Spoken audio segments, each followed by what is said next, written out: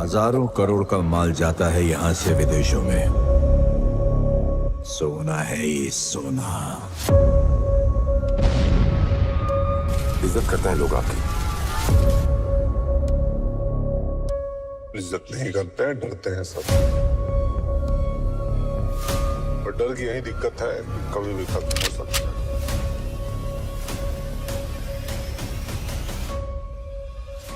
Rocky भाई versus international government. क्या Rocky की मौत थी एक साजिश? किसने दी रॉकी की आर्मी को ट्रेनिंग? क्या इनायत खलील का होगा बड़ा रोल? फिल्म की शुरुआत चैप्टर 2 के एंड से ही होने वाली है। जैसा कि आपने देखा था कि फिल्म के एंडिंग में रॉकी भाई समंदर में डूब जाते हैं। यहीं से होगी नए कहानी की शुरुआत। अगर आपको वो सीन देखकर लगा था कि रॉकी भाई समंदर में डूबकर मर गए हैं, तो ये आपकी गलतफहमी है। रॉकी भाई को बचाने के लिए अमेरिका की सबमरीन नीचे समंदर में उनका इंतजार कर रही होती है, जिसका मतलब है कि रॉकी भाई की ये मौत एक प्री प्लान्ड एक्शन था। ये सबमरीन और किसी की नहीं बल्कि अमेरिका के बड़े बिजनेसमैन जिम्मी कार्टर की है। जिम्मी कार्टर एक अमेरिकन बिजनेसमैन है जो कि सबमरीन्स का बिजनेस करता है। KGF 2 में मेकर्स ने जिम्मी कार्टर की एक छोटी सी झलक दिखाई थी, जहां प्रधानमंत्री कार्यालय में जिम्मी कार्टर और रॉकी भाई की मुलाकात होती है और वहीं पर दोनों की दोस्ती हो जाती है। तो जिम्मी कार्टर रॉकी भाई को समंदर से निकालकर अपने साथ अमेरिका लेकर जाते हैं। रॉकी अपना सारा प्लान जिम्मी कार्टर को बताता है और उससे कहता है कि अमेरिका आने के पीछे मेरा एक बहुत बड़ा मकसद था। दरअसल मैं यहाँ की सबसे बड़ी सोने की खदान रॉयल गोल्ड फील्ड को अपने नाम करना चाहता हूँ। मैं उस गोल्ड फील्ड पर कब्जा करके वहाँ का सारा सोना इंडिया ले जाना चाहता हूँ और इन सब में मुझे जिम्मी कार्टर तुम्हारी सबमरीन्स की मदद लगेगी। साथ ही मैं तुम्हें भरोसा दिलाता हूं कि मैं इंडिया में तुम्हारा सबमरीन्स का बिजनेस बढ़ाने में पूरी हेल्प करूंगा। इस डील में तुम्हारा और मेरा हम दोनों का ही फायदा होने वाला है। जिम्मी कार्टर अपने दोस्त की बात मान जाता है। जिम्मी उसे कहता है कि तुमने पहले भी अफ्रीका से मेरी सबमरीन्स चुरवाने में मेरी मदद की थी, जो कि मेरे लिए बहुत बड़ी बात थी। मैंने तुम्हें अपना दोस्त कहा है और दोस्त के लिए तो हम जान भी दे देंगे। तुम्हें जो भी चाहिए तुम्हें मिल जाएगा, मैं सब अरेंज कर दूंगा। जिसके बाद रॉकी के कहने पर जिम्मी 5 नई और लेटेस्ट टेक्नोलॉजी वाली सबमरीन्स बनाता है। इन सबमरीन्स में रॉकी अपडेटेड वर्जन के चिप्स लगवाता है। इन चिप्स की हेल्प से सबमरीन्स किसी भी आर्मी के रडार में आने से बच जाएगी। यानी सबमरीन्स पानी में चलेंगे भी और किसी को पता भी नहीं चलेगा।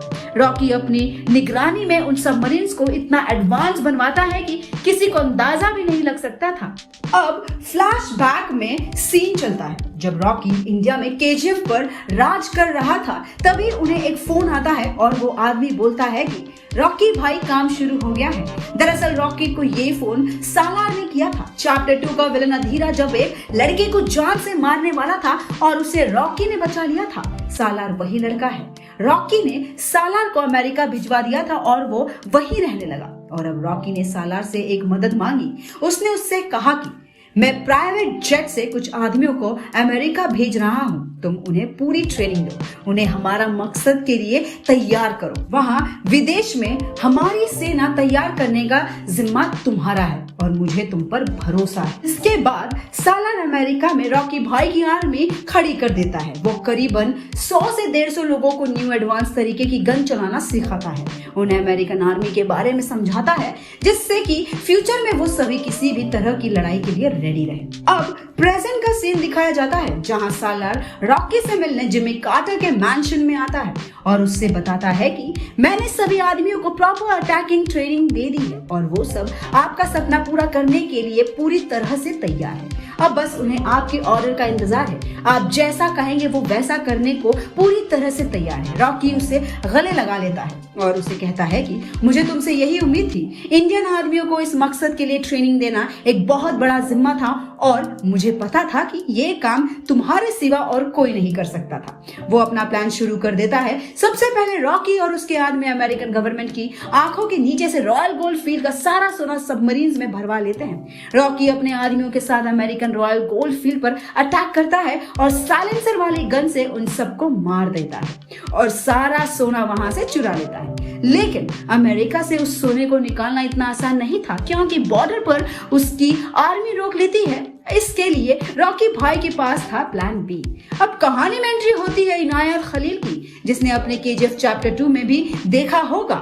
इनायत खलील अमेरिका के प्रेसिडेंट को किडनैप कर लेता है ताकि सभी का ध्यान रॉकी की तरफ से हट जाए। प्रेसिडेंट के किडनैप होने की वजह से पूरी अमेरिकन आर्मी, मीडिया, गवर्नमेंट, सबका ध्यान एक ही ओर लग गया है, जिसका फायदा उठाते हुए रॉकी सबमरीन्स को वहां से निकलवा देता है और खुद के लिए अपना प्राइवेट जेट मंगवा लेता है। वो सालार को अपने साथ चलने को कहता है, लेकिन सालार उसे मना कर देता है और कहता है कि यहाँ पर अभी मेरा काम खत्म नहीं हुआ है।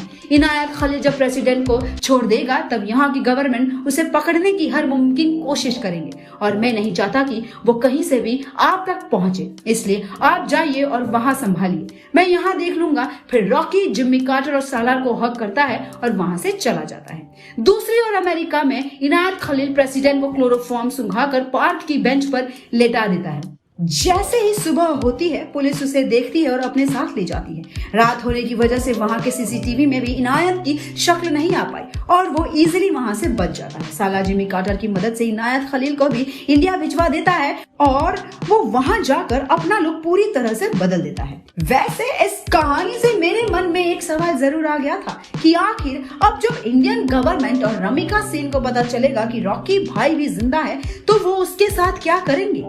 इस सवाल का जवाब मिलेगा आपको हमारी अगली वीडियो में।